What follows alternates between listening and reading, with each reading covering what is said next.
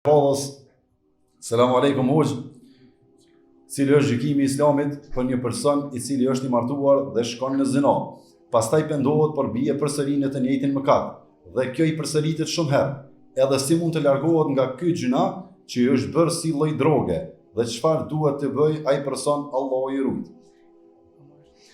Wa alaikum assalam wa rahmatullahi wa barakatuh. Më kanë që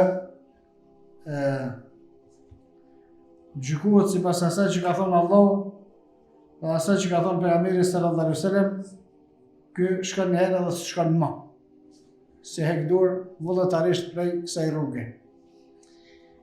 Por, me që nuk është e tillë, nëse është mashkull, gruaja e tina do të mudapi tina më herë. Është e qartë? Nëse është gru, burri do të mëlqu këto më herë. Veç do të më konë të sigurt me argumente fetare se e ka bo veprën.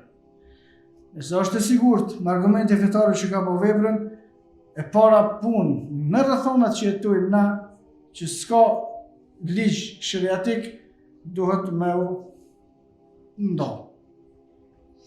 Pastaj duhet besimtarët e tjerë me e distancu këtë njeri, nëse është burr ose gru, edhe mos më pranuan në shoqëri më kërkosh. Për shkak se prishja është në nivelet të skajshëm. Dhe Allah subhanahu wa taala ka thënë në Kur'an: "Innahu kana fahishatan wa maqtan wa sa'a sabila." Është poshtërsi e madhe, e gjuna i madh, edhe devijim prej rrugës së drejtë.